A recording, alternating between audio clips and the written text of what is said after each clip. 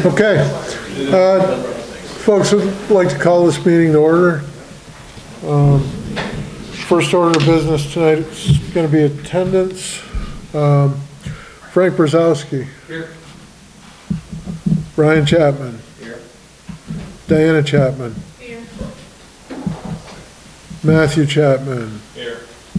Mark Sikora. Jessica Conklin. Here. Steve Kopp Jr.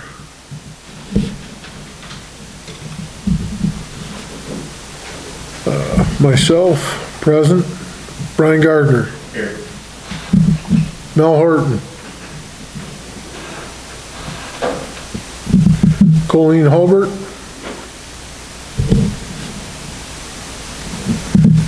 Alan Ingalls. Dr. Kellogg. Henry Jerzak. Yes, sir. Bill Kennedy.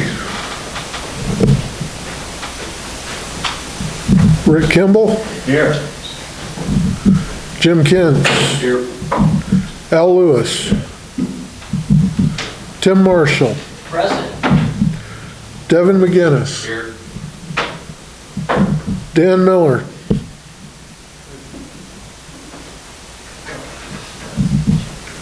Kelly Miller.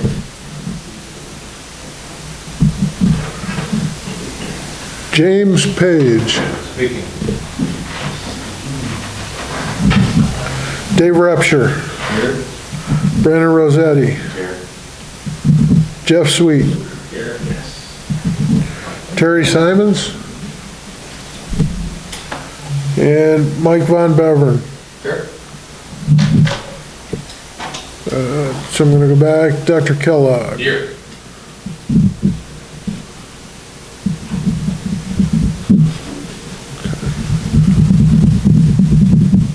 Anyone else? Oh? Well, look at that. Let me restart roll call here. Colleen Holbert. Yes.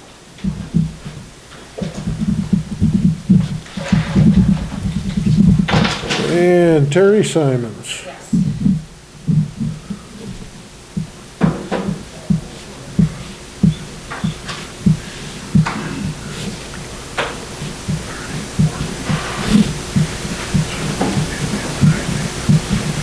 At 21 present, so we have a quorum.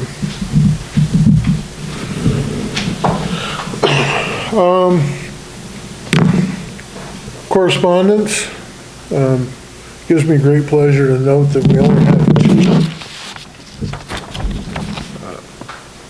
First is a result of an investigation conducted by the Department of Health.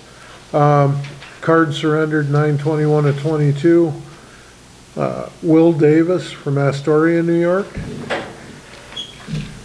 And revoked effective 9/2/22. And a civil penalty of $2,000 for Michael Septoff of Dover, New Jersey. And those have already been transferred to Dr. Wislensky for file at the REMAC. Any other correspondence? We did receive the fitness and competency declaration for Bradford Volunteer Ambulance. I think Ricky said it just came in the last couple days. It arrived on Monday. Okay. So we do have their F&C in hand. More on that later on. Any other correspondence or announcements? Okay. I trust you all received electronic versions of the September minutes. Any additions or corrections? Motion to accept. Motion by Rick, seconded by Jeff Sweet. Discussion? All those in favor? Aye. Any opposed? Any abstain? Okay. Committee reports. Systems. We did not meet, but as per our last meeting with the Ford ambulance, received the missing information, and a letter will go out tomorrow to ambulance board for them to add to their application and send off to the Department of State. And other than that, we received the fitness and competency for Bradford ambulance and the four representatives from Bradford. Okay. So, if you recall from September, we discussed the transfer of operating authority for Bradford Fire Department to a new agency, Bradford Emergency Medical Services. Systems Committee reviewed the application, and we'd made preliminary approval pending favorable fitness and competency. Now that we have the fitness and competency declaration in hand, if you recall from September, we were advised that no public hearing was necessary, no comment period was necessary for this transfer. So I'll entertain a motion. I'll make a motion, but it's required to be a roll call vote. Yes, it will be. Second. Okay, any further discussion? Okay. On the approval of Bradford Emergency Medical Services transfer of operating authority, Frank Brzezowski. Yes. Brian Chapman. Yes. Diana Chapman. Yes. Matt Chapman. Yes. Mark Sikora. Jessica Conklin. Yes. Steve Kopp Jr. Myself, yes. Brian Gardner. Yes. Mel Horton. Colleen Hulbert. Yes. Alan Ingalls. Henry Jerzak. Yes. Dr. Kellogg. Yes. Bill Kennedy. Rick Kimball. Yes. Jim Kentz. Yes. Al Lewis. Yes. Tim Marshall. Yes. Devin McGinnis. Yes. Dan Miller. Kelly Miller. James Page. Yes. Dave Repsher. Yes. Brandon Rossetti. Yes. Jeff Sweet. Yes. Terry Simons. Yes. And Michael Von Beveren. Yes. Okay. Motion carries unanimously. So a letter can go out to the Department of Health with a copy of the minutes and the results of the vote.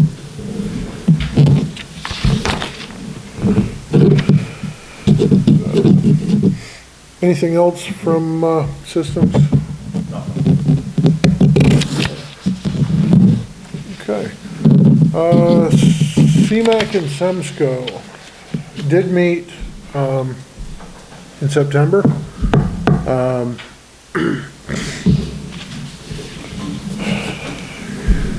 And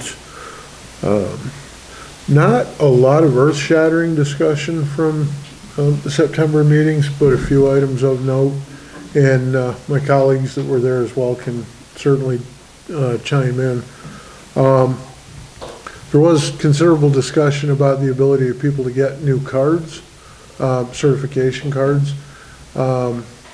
Agency HCS coordinators are able to help individual EMTs and paramedics gain access to the health commerce system so that individuals will be able to pull copies of their own cards. There is a policy statement out on that. Individuals will be able to pull their own card, but they won't be able to pull anybody else's.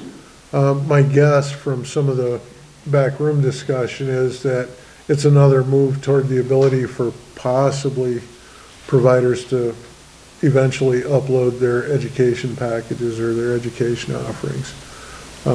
It does sound like it's moving slowly in that direction.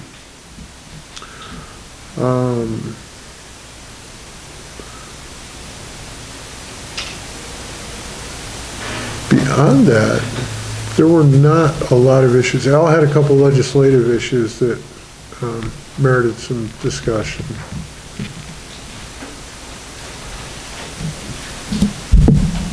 Or a few protocols approved. Yeah, but very, very basic approvals, nothing that was earth-shattering for a change. Much talk again about Article 30 revisions, but we'll see where that goes. They were submitting plans for the governor's budget. And remember last year that Article 30 revisions were part of the governor's budget, but ultimately got cut out. And of course, the discussion centers around pushing forward community paramedicine initiatives once again this year, hopefully with more support from the nursing lobbies. And they discussed the idea that they feel that there'll be a little more support with that this year. CMAC and SEMSCO actually are due to meet again next month for the December meetings. So I expect there'll be more by January as groups start moving back toward full committee work. STREMAC. STREMAC is also due to meet in a couple weeks. We did, though, have our meeting at the end of September on transport issues and medical control issues, which I think was a really productive conversation with EMS and hospital partners. Some of the big takeaways from that were emphasizing polite and professional communication on both sides. I think especially it was felt like the hospital side is going to be a little bit aggressive if they don't like what has been dropped off on their doorstep. So we'll be working on that. Also working on trying to be very clear if a call is a I need medical control call versus I'm just giving you a heads up that this patient is coming in. And from the EMS point of view, if it's unclear, clarifying who it is that you're talking to on the other end. Is it a nurse or is it a physician? And if it's a physician, is it a resident? Because those sort of things can certainly impact the advice that you're getting on the phone if you are getting advice. We talked a little bit about trying to standardize communication. And we're going to talk at the next STREMAC meeting about maybe adopting something like the MIST format that our neighbors to the north use. I think that may be a valuable tool for us. And just, continuing to solicit any QI cases that hinge on a questionable destination decision or communication so that we can use those as teaching cases for everybody. I think that is about all I have. Happy to take any questions though.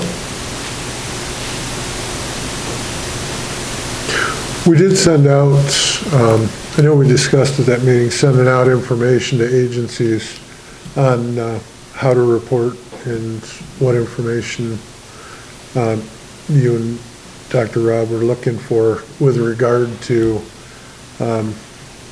these misadventures with hospital destination decisions. That did go out, right? The missed card? Well, the MIST card as well as contact information for people to send their concerns. Right. We're still in the process of doing that. And Okay. I think we're going to meet again. The missed card, that was our friends in North, Rick Manzo, Adam Opplinger, and Dr. Vella. They're committed to produce those cards. Right. I think they sent us a draft, and Dr. Kellogg and Dr. Brzezinski out there and bring it back to the back before the bus stop on. I would anticipate we'll probably meet at the first year, Doctor. I think probably. I think the other thing that Donnie's getting at is just what sort of, other than just sending me an email to my personal email address, can we come up with a better way to report cases, which it is fine to send me an email, but it is probably not the best way to go about doing it. We need to figure out what that best way is.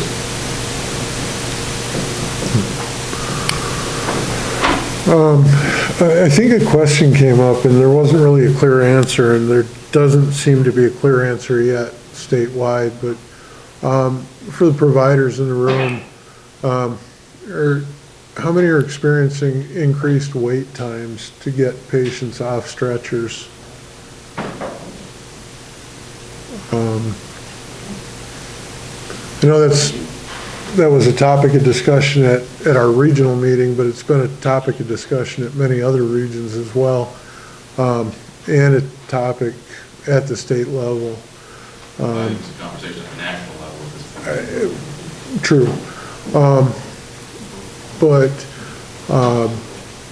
the question remains is how extensive or how much have the wait times truly increased? And I don't feel like we had a good handle on that when we met with Dr. Kellogg's working group. So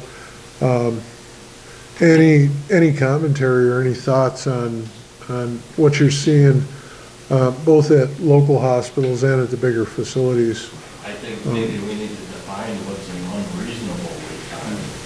I mean, you know, to me, 15 minutes may be an unreasonable wait time, but every 5 minutes would be an unreasonable wait time. I think maybe the Stream Act needs to define what's an unreasonable, what's the threshold between reasonable and unreasonable wait time. Yeah. Let the hospitals decide what unreasonable. It's a different story when we're trying to get them out of their ED to another facility. Bingo. Yeah. Out of their ED, but the other facility that's receiving them, they don't know they're coming. I don't know, love this patient, go sit in the corner. And we're there 20 minutes, half hour. The night I was there with you, you had how many rigs up there waiting in line? All of them. Yeah. But realistically, without nailing down what we think is acceptable or not, yeah, we are seeing increased wait times, and you know, in local hospitals, community hospitals, where we're used to not having to wait at all, sometimes even 5, 10, 15 minutes seems like a long time. Is there a national benchmark from like? I believe. You can do some research on that. AEMT or, you know? I'm going back a ways, but I almost think EMTALA or CMS actually specified somewhere around 30 minutes when they talked about patient parking. I think 30 minutes was the benchmark that I remembered from the legal opinions at that point. But again, my memory's not what it used to be. Is the state still, there was the reporting form sent out here within the last year, is the state still monitoring that they're getting input from the EMS agency? We're still hoping that's being filled out. Maybe that's another one for your survey study too, is we run into a lot, and it doesn't matter whether we're going south or north. There seems to be a miscommunication on these transfers. Whether they're going to stroke centers, whether they're going to cath labs, that the ED is not communicating to the person that took the report, is not communicating to the communication desk that supposedly received this patient. And that information is getting relayed, and a lot of times, more times than not, they don't know where it's coming.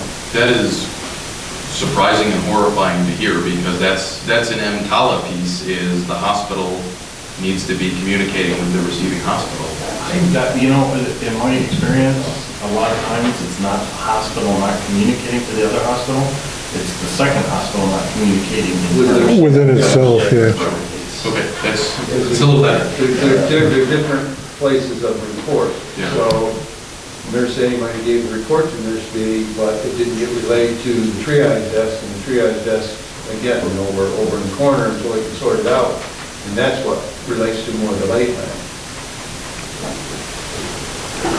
Fine, for a minute. Yes, sure. The EMSS sustainability tag is trying to wrap up its report. It's almost in draft form now. There's a lot of discussion about wall time, a lot of concerns about wall time, a lot of concerns that there is not a lot of communication between EMS and the hospital.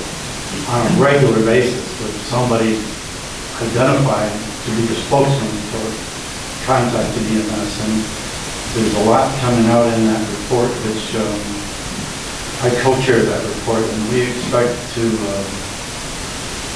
have our job finished and back to Semsco by February. It's information worth looking for. The book we have is huge. We're trying to know, because this is intended to be information we can share with legislators.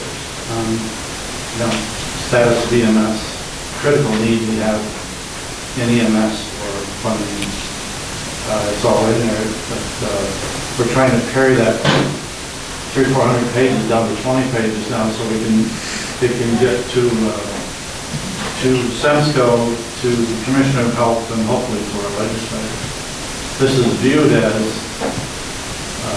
EMS 2050, is what it's looked like it's going to be labeled when we're finished with it.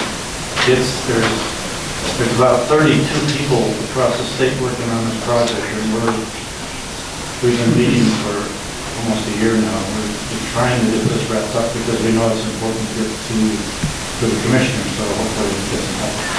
A lot discussed about all that. A lot of concerns about it. And I think we had it easy for a month or so because it hadn't trickled down to the community hospitals yet. We saw it in the cities first, and now, yes, even at our local hospitals, we're seeing 15, 20-minute, half an hour all times. And it seems like the problems are different than when diversion was an issue, because we're not seeing empty beds sitting any place. We're not seeing a lack of staffing. We're just seeing emergency rooms that are overrun. The number of people coming in, even walking into these emergency rooms, is huge. So we look forward to that. We do look forward to seeing that report. And in the meantime, any observations or any discussion that anybody wants to bring forth to Dr. Kellogg and the REMAC, by all means, please do so. I suspect that this is going to be a rough winter, especially from a kids with respiratory issues point of view. So please make sure your agencies are brushing up on their pediatric care protocols. I am hopeful that these will be patients that can be managed in the community hospitals, because I worry if they get complex, there's going to be a lot of need for transfer. I'm just hoping it doesn't go that way. Any other questions for STREMAC? Training and education. Training did not meet. I don't think I'm hearing that had to be brought forward tonight. Questions for training? Public information. I'm not met and have nothing. Okay. Quality and improvement committees? We did not meet. Finance committee? We did not meet. I will say we are completely paid up by the state. They're check cleared, which is always a good thing. And we did get one request just before this meeting to see if the council would be willing to purchase 10 additional tourniquets for the Stop the Bleed program. This request came from MSTAR. Okay. Yeah, we had that discussion in September about the money issues and the fact that payment is slow to come. So we're very happy that payments have caught up to date. My understanding is, Mike, program agencies are paid up to date now as well? Our contract is sitting at the AG's office, and our Q4 from last year is rolling around space someplace. It was approved, and now, but it hasn't reached SFS yet. It's probably with my September council reimbursement. It's not there yet either. But on the bright side, the money is flowing. So you'll recall in the spring of the year, we put a halt on the big projects that we were looking at, like the ad campaigns and the high dollar projects, because we wanted to make sure that the state was going to honor its obligations and pay its bills before we spent a lot of the program agency's money. As you'll recall, the program agency actually pays for things that we decide to do, and then we submit for reimbursement so that the program agency gets reimbursed for the money that we spend.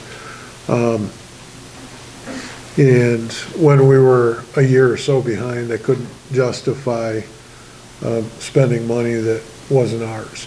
So, in light of that, and the fact that the next fiscal year obviously starts next April 1st, if your committees have projects that you'd like to fund or things that we need to do as a council, make sure you get those submitted, get a plan together so we can double check with the state, make sure that the projects are appropriate for reimbursement. And when they say that they're good for reimbursement, then we can go ahead and do those so that we can actually use our money before the fiscal year ends. So 10 tourniquets, do you have estimated total? The tourniquets are about roughly $26 a piece, so you're talking $260 plus some change. So is that a motion? Well, we didn't meet, so I guess I would make a motion that we accept that, and if anybody else has to stop the bleed. Is there any other equipment that they need for the kids? No, we punched we got off the flip flops and went to just roll advantages because they don't last very long. We purchased a bunch of stuff, so we're in good shape right now.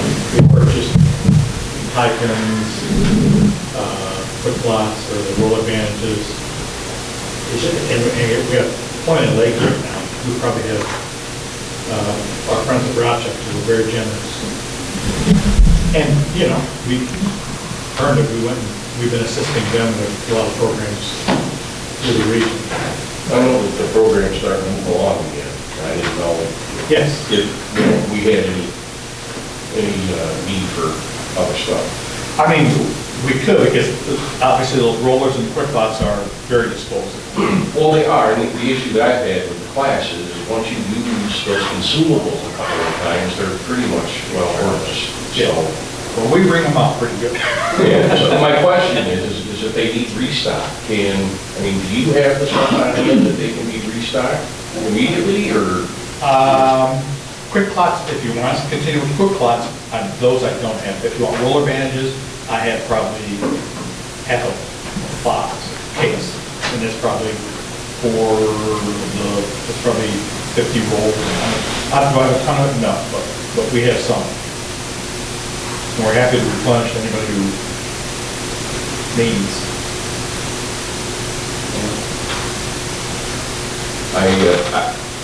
The council still, it doesn't make sense to buy tourniquets and then wait for the next council meeting to buy other stuff.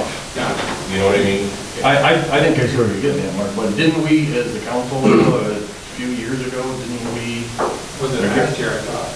Didn't we decide that we were going to resupply these, Because everybody was using them. because everybody was using them, so should we not find what a reasonable stock that maybe that we should have to be kind of able what I was getting at. to resupply these programs? I thought we made a motion or put something out We there did. that Figured, and we approved Some an money amount, Yep. but we never got any requests for equipment. correct. Yeah, but what I'm saying is should we have like a stock somewhere that, say, Mark's program needs 10 quick clots and 5 roller gauzes, he just calls up wherever we keep that stored and says, hey, I need 5 of these and 10 of these, and sure, come down tomorrow and pick them up, type of thing, you know, but should there, you know, should we have a reasonable, you know, and what, I don't know what a reasonable stock of those supplies would be. Maybe that's something we should determine and have that reasonable stock so that when it needs to be replaced, and then have a threshold, when we drop below that threshold, it's replenished. If you'd like to do a do not exceed, and we'll just spend through with quick class rollers and tourniquets, we'll spend through that and give you a number of what's sitting here. If you're gonna do a do not exceed. Pretty sure we did last time. But I think we should have a stock somewhere, wherever, if we decide that it's M-Star, and I won't speak for that, or if we decide that it's wherever, but. Well, I think we should, I have a stock here, but we should have a stock in Skylar and a stock in I thought we Cement. said all 3 counties. Yes.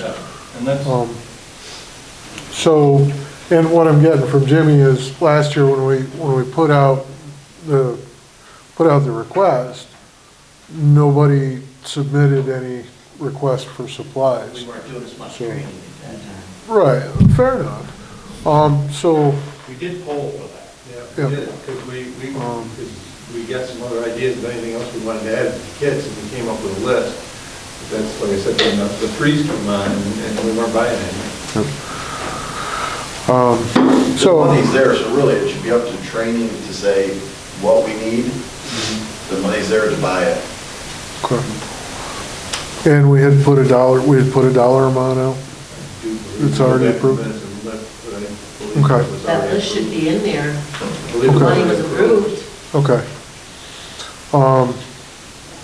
So the only other question is if that number of tourniquets were on there, or if you want to amend what you're doing and buy a stock. I think we're going to come up with a do not exceed motion again, because that was in the last fiscal year.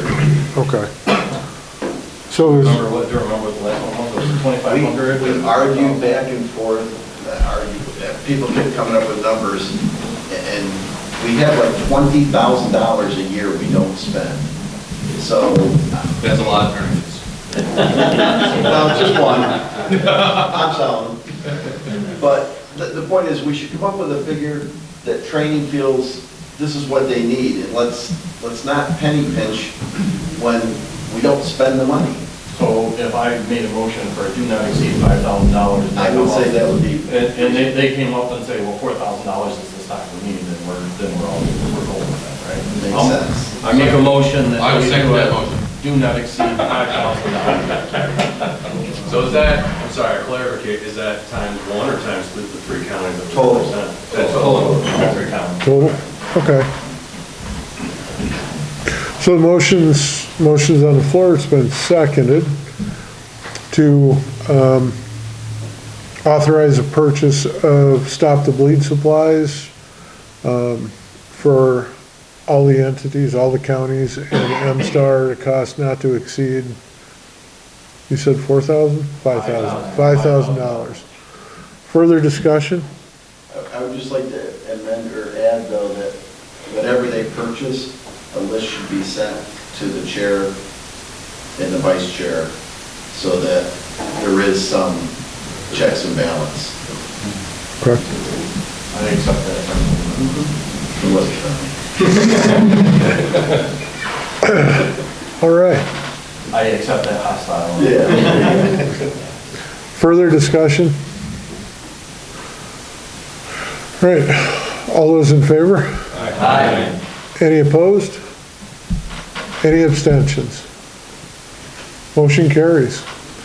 So, yes, Mike? So one quick thing, to Jimmy's point there, the new finance person, and I can't, Michelle, whatever her name is, she indicated they're gonna go for more money this year. She said that you absolutely positively need to spend, she didn't want to talk to this group, she talked to everyone, you absolutely positively need to spend through. But if you guys don't spend through, they're definitely gonna say no. So she says if you get to end of Q3, and you haven't spent through, call me and let's figure out some ways to benefit the program. But it can't be on refreshments for the council meetings. That is correct. Oh, boy. There are ways. Well, I want to remind the council members that I want to remind the council members, especially the ones that drive great distances here, that they can submit for mileage reimbursement to come here as well, and that was not very widely used. One meeting. So remember, I mean, especially the people from very long distance or other places that drive long distances, you can get mileage reimbursement. It just wasn't cost effective when I was walking to the computer to Zoom in. Yeah, I get that, but We'll push a mileage reimbursement form out to everybody. If you fill it out and return it, if that's blessed by the council, we'll reimburse it. Well, even if it's not blessed by the council, the state, it's not riverless, so. Yeah, so, yeah, if you don't mind doing that, Mike, that'd be good. And then you can just, get them back to us and, especially with the price of gas. yeah. Yep. I'd like to suggest, while we're talking about money again, that we revisit the advertising campaign thing. I think EMS week is what, the end of May? Right. That gives us a fairly good lead time to have something quality out by that point. Uh-oh. All right, was there something you wanted to say, Jeff, or? I think our TV commercials were very well received the last time we did them. Yeah, and we were looking forward to doing them again. By whom? I don't know. The advertising, exactly. Yeah. No, people talking about it, say, I saw this person on TV, or I saw that person on TV. We never did anything to find out what kind of return on investment we got on it. Yeah. And I don't think that there's any way to do a return on investment. And do I think that there's a need for a return on investment on that? No. I don't know how you gather that. But it's, anything that gets our name out there and our issues out there is worth that. I mean, maybe even to, run a series of commercials that are recognizing providers who did exemplary things. Okay, I think that'd be a good thing to do in EMS. The people that were appointed to the 9/11 memorial this past year, to recognize them, that would be a useful thing for us to. That's a good way to recognize people like Nick Cece, who's been a paramedic for 59 years. I mean, so, Right. so. Well, Jeff, those items fall under public information. So, at this point in time, we've got a couple months to start to really get things put together before the end of the fiscal year, to try and figure out what we're gonna do before the end of the fiscal year. And you can work with the finance chair to figure out what's doable and bring it back to the council. But yeah, I mean, there are options there. We talked about another run of ads. We talked about doing some different ads, and whether that's a hometown heroes campaign of some kind, or and if anybody's got an idea about a different platform that possibly is a better bargain for the funding, by all means, share that. I know social media platforms and streaming seem to be the big deals now, but how to access those and how to do that, I'm not sure. But we got a public information committee that I'm sure does. Anything else for public information? Or actually, we're at finance, I'm sorry. No, that was it. That was it? I suppose while we're on finance committee, and talking about the budget, I was reminded it is time for us to, renew our, memorandum of agreement with, Dr. Kellogg, to continue as our, regional medical director. Remember that, among Dr. Kellogg's duties are standing in as medical director for ALS agencies who somehow suddenly find themselves without. This has not occurred. Right, fortunately. But the potential exists. Dr. Kellogg's also involved with, as you heard earlier, you know, the hospital wall time issues, hospital communications issues, and he's also involved in quality improvement investigations and other investigations of regional issues. So I'd like to, I think, without hearing any dissenting input, I think that we're pretty close where we needed to be with the job description that we came up with when we initiated this program last year, along with the policies that governs our use of an agency or a regional medical director. So I would move to extend this memorandum of agreement for another year. Did we do? Yeah, we did 1 year, right? I'll look for a second and then open for discussion. Would you like me to step out of the room for this discussion? No. Your choice. I have a question though, is Dr. Kellogg still willing to? If we pass it, that's why we don't want him to step out. He may not come back. That was part of the trick. I would be delighted to continue in this position if you desire me to continue in this position and you think it is a valuable position to continue as well. Okay. I'd like to speak to value add. I can tell you that from our perspective, for Macy, we do bother him a fair amount. You know, anytime we get something in, we pass it right off to him very willingly, very promptly, and he follows up on everything. He's also been granted access, full access to New York State Image Trend Elite, so he's doing QI on his own as well as things that we refer off to him. So from our perspective, there's a tremendous value add there. Since he's our regional medical director, can we bill the program agency for the time they use him? I don't see why We're not. pass-through. We hand off. This is what we do. Dylan?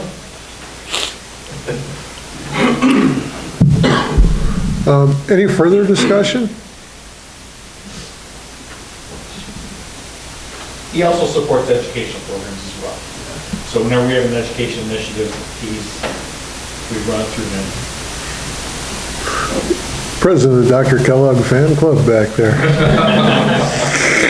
Well, I think we're in a position where, you know, we have that, not really a luxury, but I mean, we have that availability, and we need to use it and, you know, nurture that program, and, you know, we have someone who's committed to it, and that, I guess that's what it really boils down to. To that point, Not really.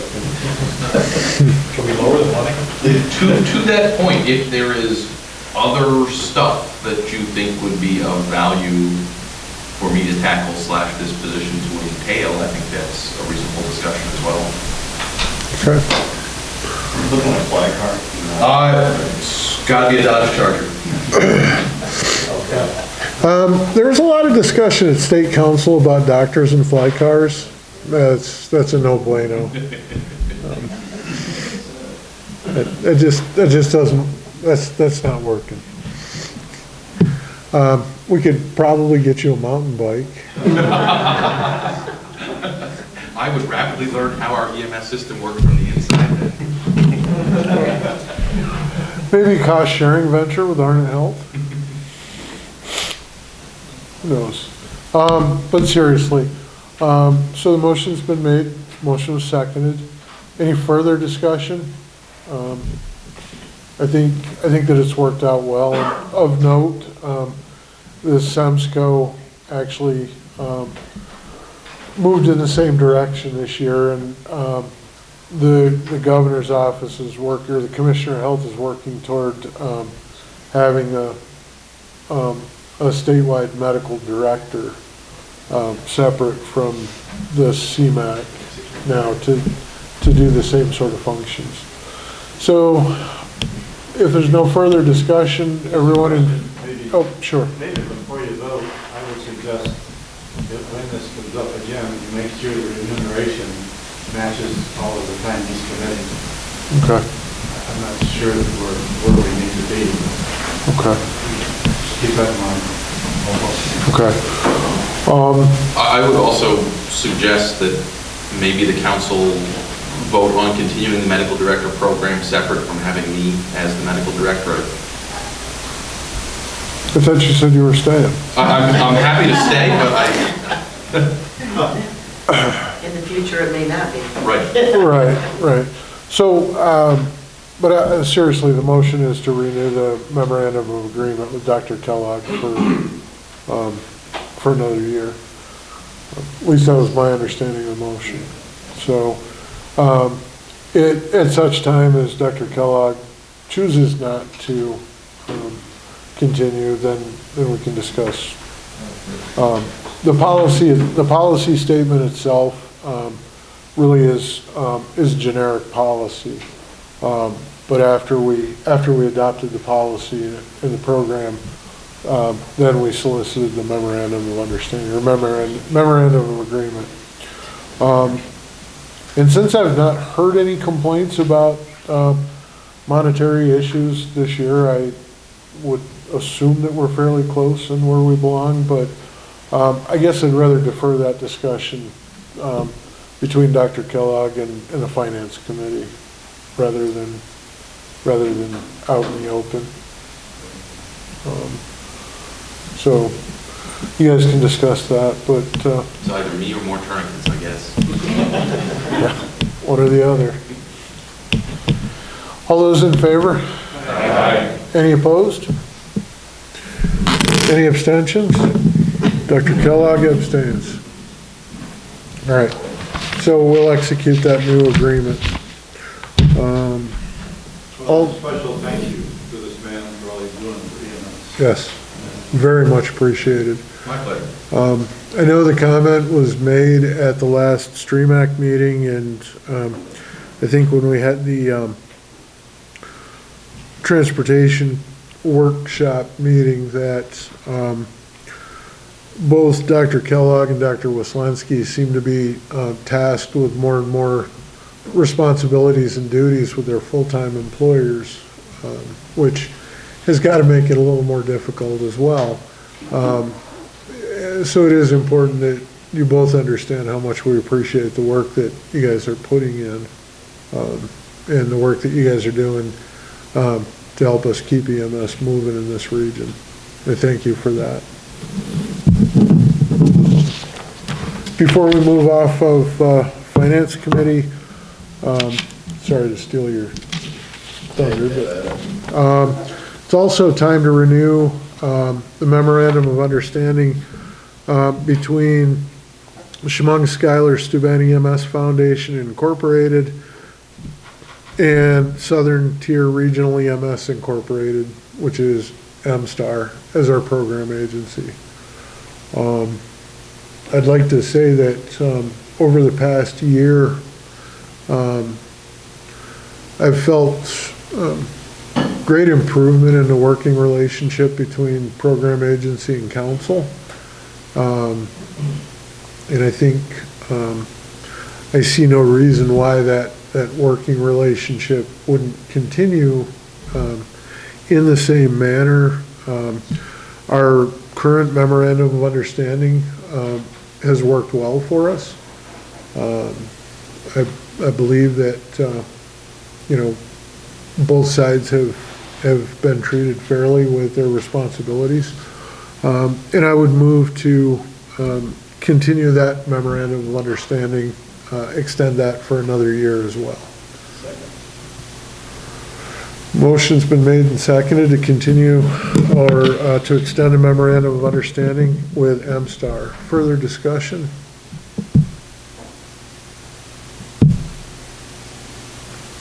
I would echo what Donnie said, that the working relationship, I think, is in a good place. The only time I think it fails when Donnie doesn't show up with his dog.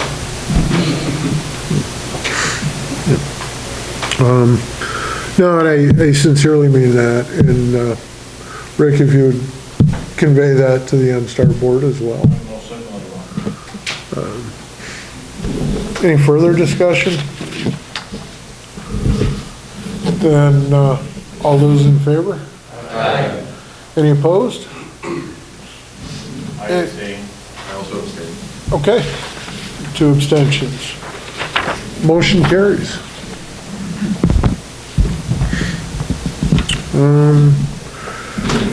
Anything else for Finance Committee? All right. Executive Committee. COVID, over the last couple of years, kind of really screwed up a lot of our timelines for completing things on schedule and making sure that everything happened as we intended it to. Nikki reminded me that we have a number of council members who need to be reappointed to our regional council. Enough so that we can make a decision to either take them as a group or take them individually. I will admit I've not had the opportunity or the ability to check attendance in accordance with our REMSCO policies. I see a couple or 3 that possibly don't make the attendance requirements.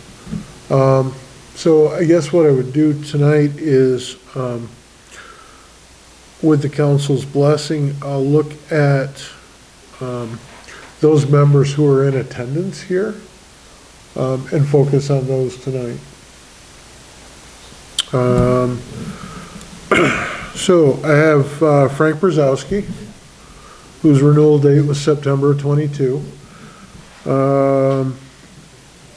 Jess Conklin, who's actually due up December 22. Myself, who's up November 22. Colleen is up November 22. Henry was up in September. Rick was up in November. Jimmy's up in November. Tim was up in September. Dave Repsher was up in September. Terry was up in September. Terry Simons. And Mike Von Beveren was up in December. So we've got Frank, Jessica, myself, Colleen, Henry, Rick, Jimmy, Tim, Dave, Terry, and Mike. I'd entertain a motion to, well, first I would ask, For all of those members I just listed, do y'all wish to continue as council members? Okay. I make a motion that we reappoint those here. Okay, I second that motion. okay. Motion by Diana, seconded by Dr. Kellogg. Any further discussion? Okay. If not, all those in favor? Any opposed? Any abstentions? Okay, motion carries. Thank you all for your continuing service. And no doubt, the new chairman will have another list coming up after the first of the year. Okay. Also a reminder, anybody who doesn't have alternates named, you are free to have an alternate fill out an application and send it to executive committee, and we can fill your alternate seats as well, to take care of council business when you're unable to. Okay. On to old business. I'd mentioned voting and the chairperson. Remember that we held nominations in September. When we restructured the regional council, we instituted term limits, and I am well past my term, thanks COVID. So it is time. We had two nominations at the September meeting. We had Frank Brzezowski nominated as for council chair, and myself nominated for council vice chair. At this time, I'd open the floor for any further nominations. Any nominations for council chair?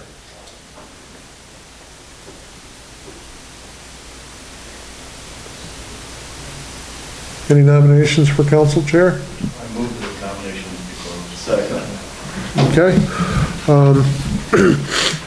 Since we don't have a secretary, all those in favor of appointing Frank Brzezowski council chair? Aye. Any opposed? We're not doing abstentions. Congratulations, Frank. Vice chair.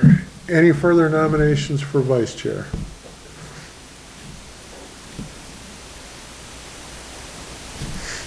Any further nominations for vice chair? And one more time. Any further nominations for vice chair? I move that the nominations be closed. Okay. So, all those in favor of myself as vice chair? Aye. Any opposed? And I'll not abstain. Thank you all. Thank you all for the hard work that's gone into the last 5 years or so. I think that we've come a long ways, and we've done some really great things. And I'm kind of proud of the fact that people from other REMSCOs still will call me and ask how I managed to get council members engaged. Because other councils are struggling with attendance, they're struggling with committee work, they're struggling to make quorums. And we're sitting here with over 2/3 of our seated council membership in attendance tonight on our first night back. And my answer to those people when they ask is always that we've got a great group of people, and we've got a great group of people that are invested in the operations in our region. And I appreciate that very much. Thank you all. I would be remiss, oh, that's all I do now, buddy. Right on going, you did a fine job. I would be remiss if I didn't ask our esteemed colleague Brian Weedman to share with us any tidbits that he might like to pass along from 875 Central Avenue. You can't say you didn't meet. We use that. We did meet. Okay. As you reported, it was a very busy council meeting because it was actually a CMAC meeting that occurred. So lots of stuff happened there. The next CMAC and Semsco meeting is the 6th, and I believe the 6th and 7th of December in Troy. I will tell you that we are doing a lot of full agency inspections. We're back to doing agency inspections again. I noticed. I will tell you that you guys haven't felt it as much out here, primarily because I started off with my Monroe. So actually, the Western region, which covers you, covers us here, we hired a new person starting about 3 or 4 weeks ago. Her name is Lisa Rowinski. She came from AMR Buffalo. She's covering Finger Lakes and Finger Lakes, which took Finger Lakes away from me, which leaves me with Monroe Livingston and you guys. So I started primarily in Monroe Livingston and we'll be picking up this area probably the middle of December and then in January. Our goal was to have everyone that did a renewal in '22 to be inspected by the end of the year or January-ish. Anyone who renews in '23 will probably do their inspection the month after they do their renewal. So if you're due to renew in April of '23, you most likely are going to get a letter after we get your renewal saying, hey, we're going to do your inspection sometime in May. So that's pretty much the way we're handling full service inspections currently. We're doing lots of spots. We're going to be out there. And we've been busy. So unless anyone has any other questions, I really don't have anything else. Cool. One other thing, I will say, on the conversation that you guys had about hospital delays and stuff, we don't even really put a number on it statewide because we realize that regionally that number can change. I mean, I know I heard the number a half hour coming out. I know I was at Rochester General last week, and when I pulled in, there were 9 ambulances there, and the one that had been waiting the longest, actually the 3 or 4 that had been waiting the longest, had been there 2 hours and 45 minutes. So it's where the wait time is kind of where you are. I will tell you though, that I walked in, spoke to every crew, and probably within 20 minutes, they all got out miraculously. So you'll be riding with our crews from now on? Yeah, pretty much. All you gotta do is issue some shirts. Like, I literally got 2 emails from 2 different chiefs, thanks for getting my crews out. No, I did not say a word to anyone in the hospital, other than kind of making my presence known that I was there. So. Kind of makes us feel silly about whining about 5 minutes. Well, and I think that was not the intent by any stretch, but I don't know how successful you're going to be coming up with a number outside, looking for a kind of a bigger scale number. Because I think it really comes down to kind of regional and what the norm is. So. I'm not sure if you've got the spreadsheet that they posted at the operations update at the conference, but Ed had a list of the most frequent violations that they're finding lately. Oh, I know that off the top of my head. What? Oh, what you said? Yes. Infant and child blood pressure tests. Infant and child stethoscopes. Hydrodates on B-tanks, M-tanks, those are primary, board splints. They're supposed to be serviceable, and they're not supposed to be torn, ripped, or whatever, so that they can't get contaminated or anything like that.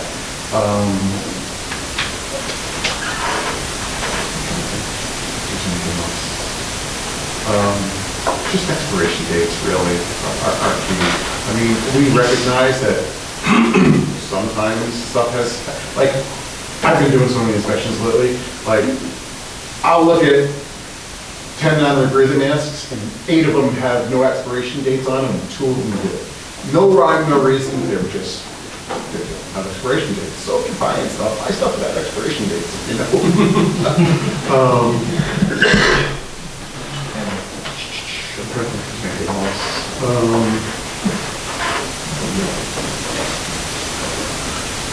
Those are the big things. I knew the hydro tested oxygen tank stuck in my mind.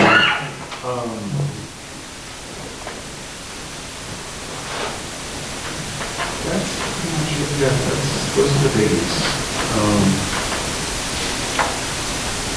So fair warning to everybody's agencies. Those seem to be the things to look for. They were like the most common. It was a list, I think Ed's list of top 10 state violations. Anybody, anything else for Brian? Will you be doing BLSFR inspections anytime soon?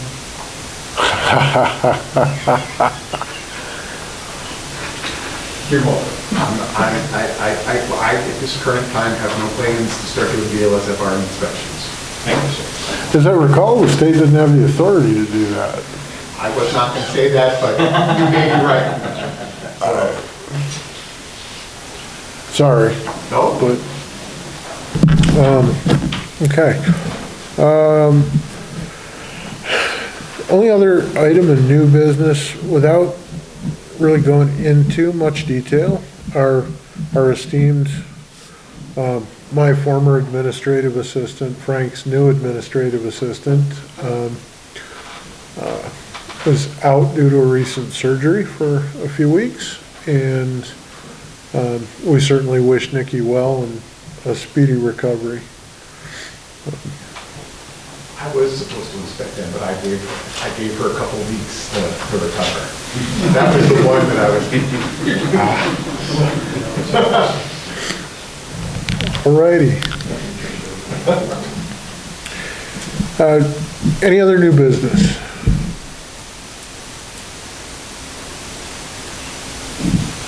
Motion. Before we do that, can we just thank Donnie for his many years of chairmanship? No, of course, sorry.